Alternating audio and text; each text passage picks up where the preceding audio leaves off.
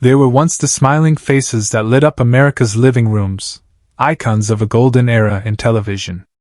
Happy Days brought joy, laughter, and unforgettable characters to screens across the country. But behind the scenes, life wasn't always so sunny.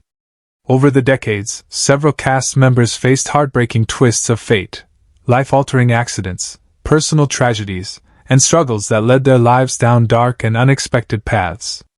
Where are they now in 2025? Who found peace, and who disappeared from the spotlight entirely? This is more than a nostalgic look back. It's a raw, emotional journey through fame, misfortune, and resilience. Henry Winkler, who portrayed Arthur Fonzie Fonzarelli in Happy Days, was 29 years old in 1974. His role as the leather-jacketed, motorcycle-riding mechanic with a heart of gold became an American cultural icon. Despite the fame Fonzie brought him, Winkler's post-Happy Days career was plagued by typecasting, which limited his roles and led to long periods of unemployment. He married producer Stacy Weitzman in 1978, and they had 2 children, Zoe Emily and Max Daniel. While publicly the family seemed content, Winkler struggled privately with undiagnosed dyslexia and feelings of inadequacy as a father. His marriage endured numerous separations, largely due to his struggles with depression and anxiety. Tragedy marked his later years. His brother Howard died in 2005 from cancer, followed by the suicide of his closest friend in 2011, and a near-fatal heart attack in 2013. Winkler also endured bankruptcy in 1999 after a failed investment in a film company.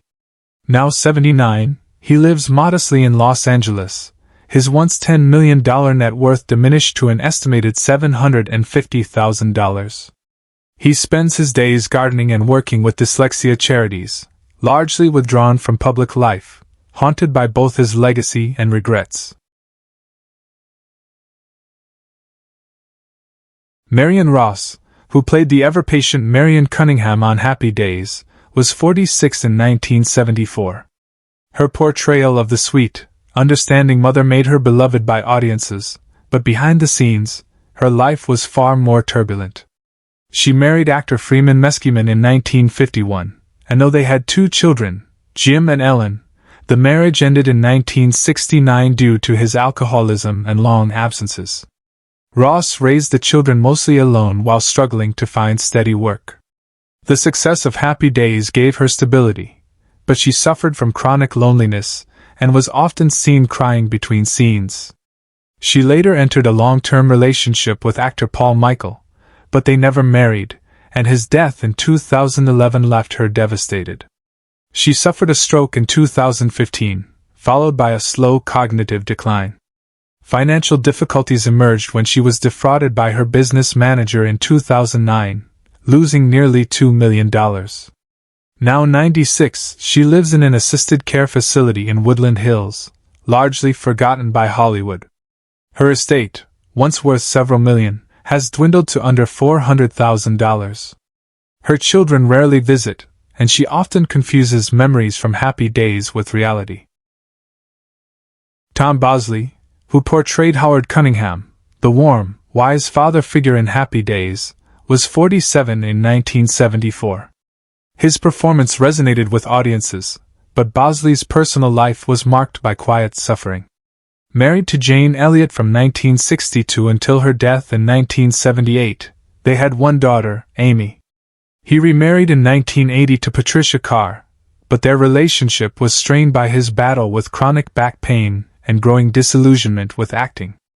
Bosley faced numerous career disappointments after Happy Days, often being passed over for serious roles due to his wholesome image. In the early 2000s, he was diagnosed with lung cancer, which he battled for several years. He also endured the deaths of several close friends, including co-star Erin Moran, and suffered a near-total loss of hearing in his final years. Despite these hardships, he remained kind and reflective. Bosley passed away on October 19, 2010, at the age of 83 from heart failure linked to cancer complications. His estate was estimated at $1.3 million, with most of it left to his daughter. Though respected in the industry, he spent his last years largely out of the spotlight, watching old reruns alone in his home in Palm Springs. Erin Moran, who played Joni Cunningham, the curious, vivacious daughter, was only 14 in 1974. The role made her a teen sensation, but her life after Happy Days spiraled into darkness. Typecast and struggling to find mature roles, Moran fell into depression. She married Rocky Ferguson in 1987, a volatile relationship plagued by his abusive behavior and her growing dependency on alcohol. After divorcing him in 1993, she married Stephen Fleischman, who remained with her until her death, though their marriage was marred by financial ruin and homelessness. The couple lived in a trailer park in Indiana during her final years. She suffered from mental health issues, estranged family relationships, and was publicly ridiculed by the press. Diagnosed with stage 4 throat cancer in 2016, she passed away on April 22, 2017, at the age of 56, holding Stephen's hand. By then, she had virtually no assets, her net worth estimated at less than $10,000. Moran died penniless, forgotten by most of the industry that once embraced her. Her tragic fall from fame became a cautionary tale about the perils of child stardom and the fickle nature of Hollywood. Anson Williams, who played the affable and well-meaning Patsy Weber, was 25 in 1974. His portrayal of the loyal friend earned him acclaim, but his attempts to transition into directing and business were riddled with setbacks. After Happy Days, Williams married actress Laurie Mahaffey in 1978. They had one daughter, Hannah Lily, but divorced in 1986 due to his long work hours and increasing emotional distance. He remarried Jackie Gherkin in 1988 and had 4 more children, Jessie, Austin, Olivia, and Stella. However, that marriage also crumbled in 2019 after years of reported infidelity and financial stress. His restaurant ventures failed, costing him millions. Williams also battled undiagnosed bipolar disorder, which led to erratic behavior and further professional decline. A near-fatal car accident in 2007 left him with lasting injuries and severe PTSD. Currently 75, he lives alone in a small home in Ojai, California, relying on royalties and sparse directing gigs. His current net worth is estimated at $300,000. Though occasionally seen at fan conventions, he struggles with depression and rarely gives interviews, reflecting quietly on a life that never lived up to the promise of his early fame. Ron Howard, who portrayed Richie Cunningham in Happy Days, was 20 years old when he embodied the wholesome, idealistic teenager whose earnest charm became a core part of the show's heart. Richie was the moral compass of the gang, always seeking the right path amid youthful misadventures. After Happy Days, Howard transitioned into directing, achieving immense success with films like A Beautiful Mind, yet behind the scenes, he battled the crushing weight of fame. Despite marrying his high school sweetheart, Cheryl Alley, in 1975 and having 4 children, Bryce, Jocelyn, Paige, and Reed, their relationship reportedly endured long separations and emotional distance due to his relentless work ethic. Bryce achieved success as an actress, but the pressure of living in her father's shadow created strain in their bond. Ron suffered 5 personal tragedies: the death of his younger brother in a car accident, a nervous breakdown in the early 90s, the estrangement from one of his daughters, financial loss from a failed production company, and a public feud with longtime collaborators. At 71, Howard is reclusive, rarely making public appearances. He lives in a remote part of Connecticut and is said to suffer from chronic depression. Despite his professional achievements, his personal estate is estimated at $38 million, a fortune that reportedly brings him little joy. Don Most, who played Ralph Mouth, the mischievous prankster with a heart of gold, was 21 years old when he joined Happy Days. Ralph's humor and loyalty made him a beloved supporting character, but Most's post-show career was marked by a series of disappointments. Typecast as a comic sidekick, he struggled to land serious roles and turned to voice acting and small theater productions to sustain his career. He married actress Jenny Lewis in 1984, and they had 2 children, Michael and Anna. However, the marriage crumbled amid rumors of infidelity and substance abuse. After a bitter divorce in 1998, Most entered a prolonged custody battle that drained his finances and left him estranged from his children. His life was marred by 5 tragedies: a fire that destroyed his home in 2003, a failed business venture, a DUI arrest, the suicide of a close friend, and a heart attack in 2016 that nearly ended his life. Now 71, he lives alone in a modest apartment in Pasadena. Most relies on residuals and minor convention appearances to make ends meet. His estimated net worth is a mere $250,000, a far cry from the fame he once knew. Al Molinaro, known for his warm and goofy portrayal of Al Del Vecchio, the beloved diner owner in Happy Days, was 55 years old when he joined the cast. His character brought a steady presence and comedic timing that became a fixture of the series. Off-screen, Molinaro lived a quieter life but faced his own share of hardships. He married Betty Farrell in 1948, and the two had one son, Michael. Although they remained married, the relationship was fraught with emotional distance, partly due to Al's deep devotion to his acting career. After Happy Days, Molinaro found it difficult to find meaningful roles and eventually retired from acting. He suffered from financial troubles in the late 80s due to poor investments, and was forced to sell off family property. 5 key tragedies colored his later life: the loss of his wife to cancer, estrangement from his son, a bankruptcy filing in 1992, the death of his brother in a plane crash, and a car accident that left him partially immobile. Despite these setbacks, he remained kind-hearted and philosophical. Al passed away on October 30, 2015, at the age of 96 due to complications from gallbladder infection. At the time of his death, his estate was valued at approximately $600,000, most of it tied up in modest real estate holdings and savings. Scott Baio, who played Chachi Arcola, the charming, slightly rebellious heartthrob who won Joni's heart, was 17 when he joined Happy Days. Chachi's youthful energy gave the series a fresh dynamic in its later seasons, but Baio's life off-screen became increasingly tumultuous. After the show, he tried to maintain fame with spin-offs and reality TV but never reached the same success. Baio married Renee Sloan in 2007, with whom he had a daughter, Bailey. Their marriage faced challenges due to Renee's health issues and Baio's often controversial public statements, which alienated him from colleagues and fans alike.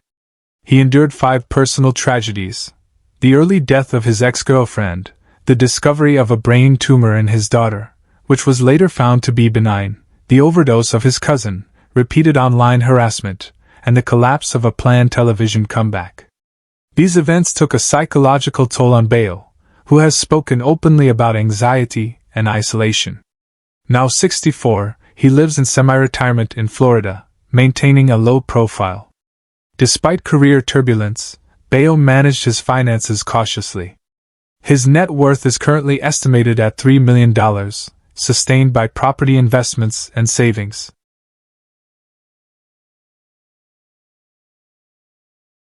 Ted McGinley, who joined Happy Days as Roger Phillips, the charismatic, easygoing high school coach, was 22 years old when he became part of the series in its later years. Roger was portrayed as a mentor figure, but McGinley's real-life journey was less stable. While he maintained a regular presence on television in the 80s and 90s, he was often dubbed the show killer, due to his association with struggling series, a reputation that haunted his career. He married actress Gigi Rice in 1991, and they had 2 sons, Quinn and Beau. Though their marriage survived, it reportedly endured long stretches of separation and career-related frustrations. McGinley's 5 life tragedies include a severe car accident in 1999 that nearly ended his life, the foreclosure of a family property, being dropped from a major film role last minute, the death of his younger sister, and a long battle with anxiety. Now 66, he lives in Santa Monica, attempting to revive his acting career through indie films and voice work. Though often overlooked in Hollywood, McGinley has remained resilient. His estimated net worth is $1.5 million, most of which is tied to modest investments and acting royalties. Kathy Silvers, who portrayed the bubbly and rebellious Jenny Piccolo, Joni's wild best friend, joined Happy Days in 1980 at the age of 19. Jenny's flirtatious energy and carefree attitude added a splash of unpredictability to the later seasons. Though her character was beloved, Silver's own life did not echo the same cheer. After the show ended, Kathy struggled to find steady acting work, eventually retreating from Hollywood entirely. She married twice, first to Dr. Alexander Burnett, with whom she had 2 children, Kevin and Leah, but the marriage ended in a bitter divorce that left her emotionally scarred. Her second marriage to businessman David Fulmer was rocky and filled with legal battles over finances. They separated quietly after 5 years. Kathy suffered from bouts of severe depression, compounded by financial instability after several failed wellness businesses. She declared bankruptcy in 2009 and now lives a reclusive life in a modest rental home in Nevada. Despite occasional appearances at fan conventions, she avoids the public eye. Once a bright teen star, Kathy Silvers now lives alone at age 63 with an estimated net worth of less than $50,000 and ongoing health complications due to chronic stress and anxiety. Linda Pearl, who played Fonzie's refined and intelligent girlfriend Ashley Pfister, brought a rare sense of maturity and emotional depth to the show when she joined the cast in 1982 at 27. Her chemistry with Henry Winkler was well received, but her time on Happy Days was short-lived. Afterward, Linda struggled to recapture the spotlight despite appearing in guest roles on various TV series. She married 4 times. Her most publicized marriage was to Desi Arnaz Jr., which ended amid infidelity rumors. She later married screenwriter James Vincent Adams, but they quietly divorced after a decade marked by financial disputes and emotional distance. She had 1 son, Julian, from her second marriage, but their relationship became strained after a public custody battle. Over the years, Pearl dealt with alcoholism and underwent rehab multiple times. Though she briefly toured with a jazz band in the 2000s, she never regained her footing in Hollywood. At 69, she now lives alone in a small cottage in Oregon, with an estimated net worth of $150,000, mostly tied to dwindling royalties and fan memorabilia sales. Her life, once filled with promise, is now marked by loneliness and regret. Pat Morita, best known as Arnold, the warm, wisecracking owner of Arnold's Drive-In, brought humor and heart to Happy Days when he joined in 1975 at age 43. Though he later rose to international fame as Mr. Miyagi in The Karate Kid, Morita's life behind the scenes was haunted by personal tragedy. Born into poverty and interned during World War II, Pat faced discrimination and chronic back issues due to childhood spinal tuberculosis. He married 3 times, his longest and most painful union being with actress Evelyn Guerrero. The couple had 3 daughters, Alyssa, Erin, and Tia, but financial strain and his battles with alcoholism tore the family apart. Pat often performed in clubs to pay off tax debts and medical bills. Despite his fame, he filed for bankruptcy twice and spent his final years in and out of rehab. He died on November 24, 2005, at the age of 73 from kidney failure, brought on by years of alcohol abuse. At the time of his death, his estate was valued at under $100,000, and he was living in a small Las Vegas apartment. His legacy as a beloved actor contrasts sharply with the hardships that plagued much of his life. Beatrice Colin, who portrayed the perky and reliable waitress Marcia Sims at Arnold's, joined the Happy Days cast in 1974 at age 28. She brought warmth to her role, often grounding the show's youthful energy with her no-nonsense charm. Off-screen, however, Colin's life was marked by quiet suffering. She married actor Patrick Cronin, and they had 2 sons, James and William, but the marriage was turbulent. Struggles with postpartum depression and the pressures of supporting a family on limited acting income led to multiple separations before their eventual divorce in 1994. Beatrice found herself typecast and largely unemployable after her stint on the show, taking on bit roles and voice work to stay afloat. In 1997, she was diagnosed with lung cancer, a disease that progressed rapidly. Her final years were spent largely bedridden and reliant on support from a few close friends and her eldest son. Beatrice Colin passed away on November 18, 1999, at the age of 51. At the time of her death, she had no significant assets, living on disability and modest union royalties, with her estate estimated at under $25,000. Her funeral was small, attended mostly by former co-stars and family. Crystal Bernard, who played the sweet and optimistic Casey Cunningham, Howard's niece, joined the Happy Days cast in 1982 at 21. Her wholesome charm and southern charisma made her a memorable late addition to the show. Post-Happy Days, Crystal found brief success as a country pop singer and as a lead in the sitcom Wings, but her fame faded by the early 2000s. She never married, though she had high-profile romances with Billy Dean and actor Tony Thomas. She has no children and reportedly cut ties with most of her family after a series of disputes over her finances and career choices. In recent years, she turned to faith-based communities for support but remains distant from public life. Now 63, she lives in a secluded cabin outside of Austin, Texas, rarely seen in public. Once a rising star, Crystal now lives modestly off of residuals from Wings, with an estimated net worth of $300,000. Her dreams of lasting stardom and family fulfillment remain unfulfilled, leaving a quiet sadness to the legacy of this once bright TV talent. Which character from Happy Days is your favorite? How do you feel knowing that some of the cast members have passed away? We'd love to hear your thoughts in the comments. If you enjoy this kind of content, be sure to like the video, subscribe to the channel, and turn on notifications so you never miss an update. Thanks for your support.